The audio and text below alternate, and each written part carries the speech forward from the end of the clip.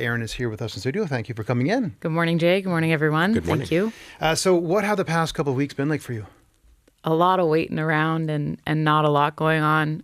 It has been really nice to just digest. Was able to get home for a little bit and just have a little bit of time to decompress. But very different beginning to the off season with the expansion window coming up, but exciting nonetheless. Exciting nonetheless, yes. But I mean, you have a contract to stay here in Montreal. You are settled in Montreal.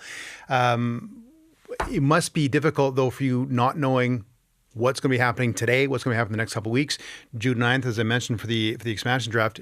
How is it for you just on a personal level to know what is going to be happening with Erin Ambrose in the next few weeks? Like you said, I don't know. There's a lot of things that are out of my control, and I think that that's what I'm trying to remind myself.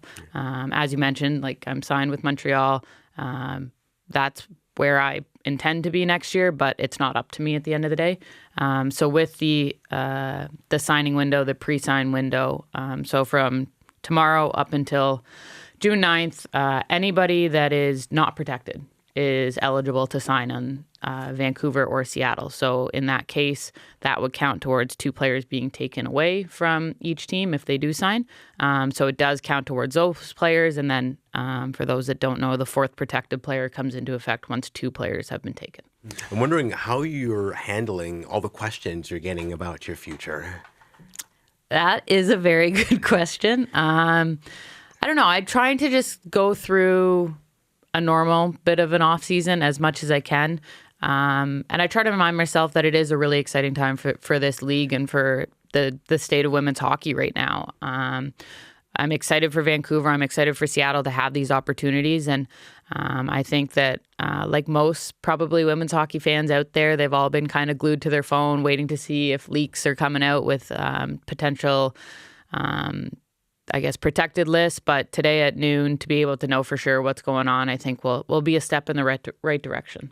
I think most teams, there have been a few leaks here and there about some big players maybe not being protected. I've heard Brianne Jenner not being protected by Ottawa, Hillary Knight perhaps as well. I think, though, even you said it on the end of the season media day, if you're the GM, you know who you'd protect. Yeah. And you weren't the only player to say that. Marie-Philippe Poulin, Laura Stacey, Anne-Renee Desbiens. They seem like locks. You never know what's going to be happening. That would leave, we're thinking of the big 6. I'm thinking Kayla Barnes, I'm thinking Jen Gardner, and yourself. Yep. Have you sort of ran through the possibilities of, well, if she signs here and she signs there, that would leave me protected. But if she doesn't sign, maybe I'll go to Vancouver, not such a bad city. Have you thought about those possible scenarios? I think I have gone through every possible scenario in my head with my agent, talking with friends. I've actually spent almost every day with Barnesy and Guards. So the 3 of us are definitely going through it all together. Was able to see Pooh and Stace as well. And again, like we don't know. We'll find out today as to what's going on. But Barnes, Guards, and I have definitely spent a lot of time going through a lot of scenarios that I think we're all kind of getting sick of each other's voices and talking about it at the same time.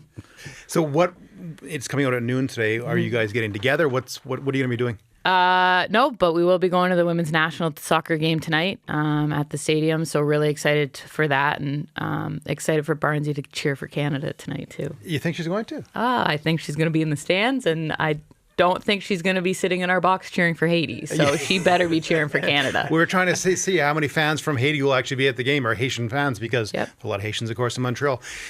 So this is your second full year in Montreal. What does this city mean to you?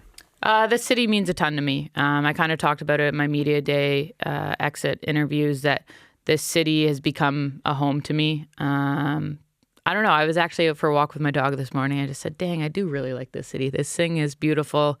Where no matter where I am, like we've had 2 weeks almost now, and just time to decompress, lots of walks along the canal. And I'm excited. I get to go to watch the women's soccer team play tonight, which if there's a team that I probably fangirl over, it's the women's national soccer team.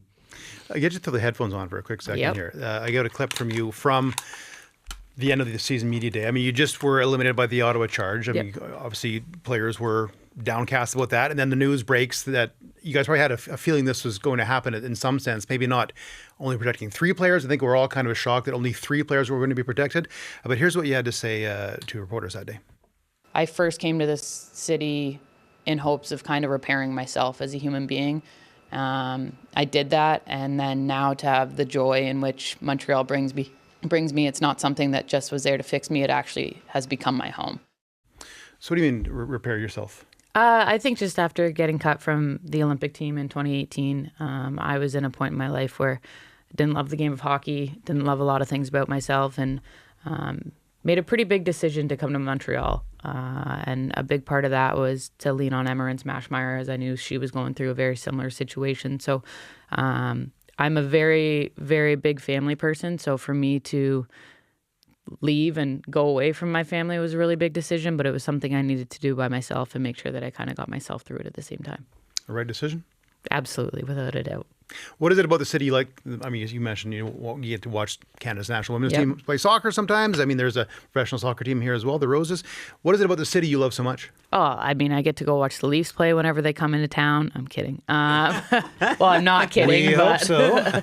I'm not kidding, but I think just a storied history of hockey in this place. I'm not shy to say that I'm a Leafs fan, but at the same time, like, I have had the utmost respect for the Habs and what their organization has done throughout many, many years in this game. And going into the Bell Center is like nothing else I've ever experienced in the game of hockey. And for me, it's something that I don't take lightly, whether I'm there as a fan or getting to play there now as a professional athlete.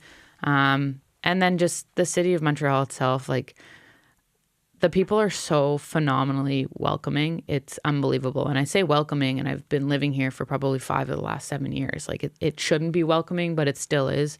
There's been a lot of people, even throughout this process since the expansion or since the season has ended, that I've been walking my dog and stopped me to say, like, I hope you stay here. And it doesn't go unnoticed. It's something that I hold near and dear to my heart. And I think that there's just a lot of love here in this city. Yeah. You're talking about the Bell Center, but even Place Bell and the fans that show up. I mean, on days where we're not going to the game, it's not uncommon to see tons of people in their Victoire shirts get on the metro and head to Laval. Yeah. What's that like to have that constant support? It's unbelievable. I think Place Bell is one of the most raucous rinks that I've ever played in. Not just PWHL, but just raucous rinks. And it's so cool to see the support. And again, kind of relating back to the people kind of out and about that have stopped me on the road, it's just been like, I didn't expect this. I didn't expect to get to this point in my career where this happens. And that's a testament to our group in Montreal. That's a testament to the fans of the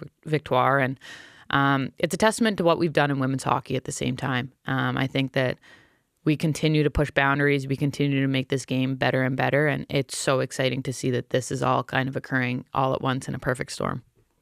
Well, we wish you a lot of an easy, restful day today and an easy, restful next couple of weeks. Just sitting back and enjoying whatever happens. Yep. But we hope, obviously, to see you again. It's been a real joy watching you play for the Victoire and Team Canada, of course. So thanks for everything you've done. Thank you very much, Jay. Thank you, everyone.